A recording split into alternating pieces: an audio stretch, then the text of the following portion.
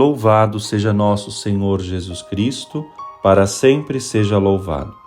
O Senhor esteja convosco, Ele está no meio de nós. Proclamação do Evangelho de Jesus Cristo segundo Lucas. Glória a vós, Senhor.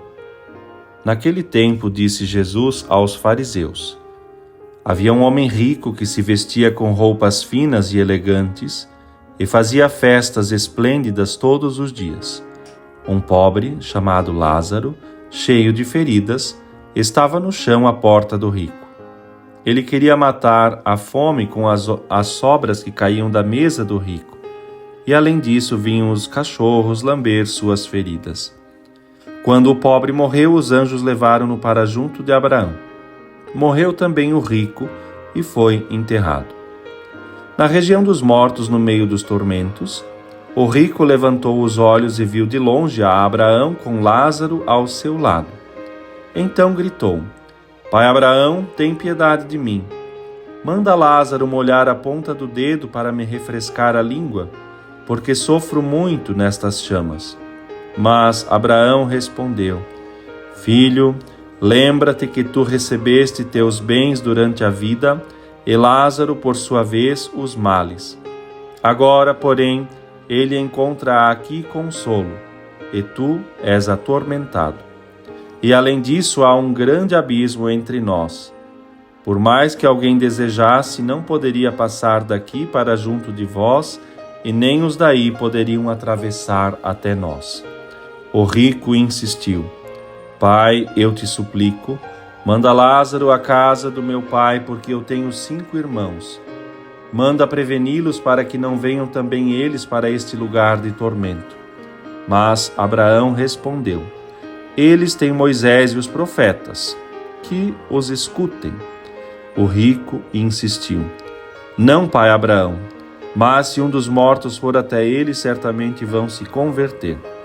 Mas Abraão lhe disse: Se não escutam a Moisés nem aos profetas, eles não acreditarão, mesmo que alguém ressuscite dos mortos.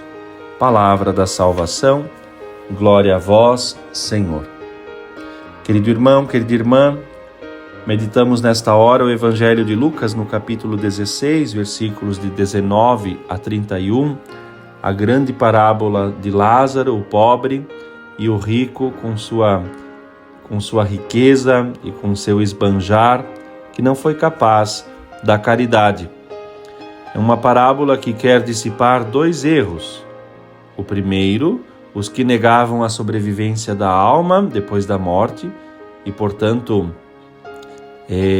havia um problema no tempo de Jesus dos que eram incapazes de compreender a salvação, enfim, a imortalidade da alma.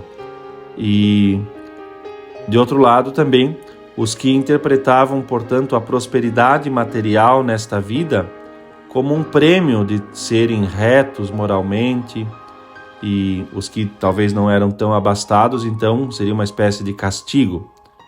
E estes 2 erros, a falta de crença na imortalidade da alma e essa espécie de teologia da prosperidade que já havia no tempo de Jesus, o Senhor traz esta parábola para poder esclarecer estes ensinamentos e, primeiro, lembrar que logo depois da morte a alma é julgada por Deus pelos seus atos, aquilo que na doutrina nós chamamos de juízo particular, recebendo ou o prêmio ou o castigo merecido.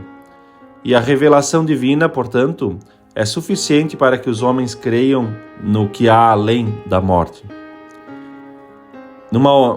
Num outro olhar, desta parábola, podemos também tirar o ensinamento da dignidade de toda a pessoa humana pelo fato de ser, independente da sua posição social, econômica, cultural, religiosa, e por isso o respeito por essa dignidade leva consigo a ajuda àqueles que são desprovidos de bens materiais e mesmo espirituais, cabendo, pois, ao homem, então, a reverência de considerar o próximo, sem exceção, como outro eu, ou seja, a caridade. Eu preciso ter o olhar nesta alteridade e enxergar o outro como não meu inimigo, mas sim como alguém que está do meu lado é meu irmão. E este foi o problema do rico, que não fez caso algum diante do pobre Lázaro.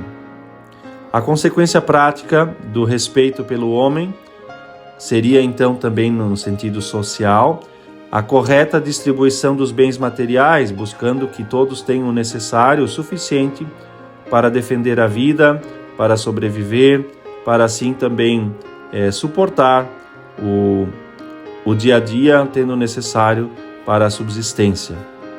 A nossa tarefa, portanto, está também em ajudar nesse sentido para que a promoção humana e social aconteça com critérios da caridade que emana do próprio Cristo, que nos ensinou assim a viver e expressar a nossa fé. A certa altura do Evangelho também se percebe que os sofrimentos todos acabam diante da morte. Acaba o tempo da provação, acaba o tempo de pecar, acaba o tempo de merecer a salvação. A partir dali, ou será o gozo do prêmio eterno ou o sofrimento do castigo, ganhos, portanto, durante a vida. E este ensinamento, então, também, morrer na graça de Deus e, portanto, crer e estar com Jesus após a nossa morte, nesse tempo quaresmal, é o grande exercício que queremos assim também pedir ao Senhor, de realmente nos preparar e com Cristo padecer para com Cristo ressuscitar e nele, portanto, depositar totalmente a nossa fé. Abraão, que aqui é colocado nesta imagem, que indica o lugar onde as almas estavam aguardando até a vinda de Jesus, também nos mostra, pois, que estar no seio de Abraão, aquele que também foi liberto por nosso Senhor na ocasião da sua morte e ressurreição, nos faz recordar, pois, que vale a pena todo o esforço, especialmente por meio das obras de misericórdia, de caridade, olhar para o lado, como o Evangelho destaca, a falta do olhar do rico para o pobre Lázaro, que tanto necessitou, então, da sua caridade para poder, assim, suportar as mazelas da sua existência. Esta parábola, meus irmãos, deve estar sempre presente na nossa memória e formar a nossa consciência. Cristo nos pede abertura para os irmãos e as irmãs necessitados. Abertura que da parte do rico faltou, mas que da parte do pobre nunca lhe faltou.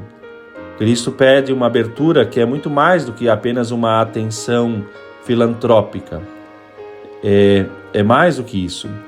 Nós precisamos olhar para os outros com o sentido de salvação.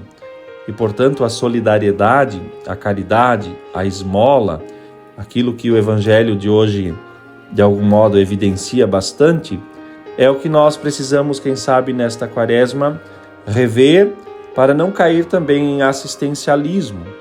Antes, sim, caridade por Cristo, vendo Cristo no irmão, sermos capazes de, assim, abrir os nossos braços na direção dos outros que tanto necessitam da nossa atenção, como nós também necessitamos da atenção da graça de Deus.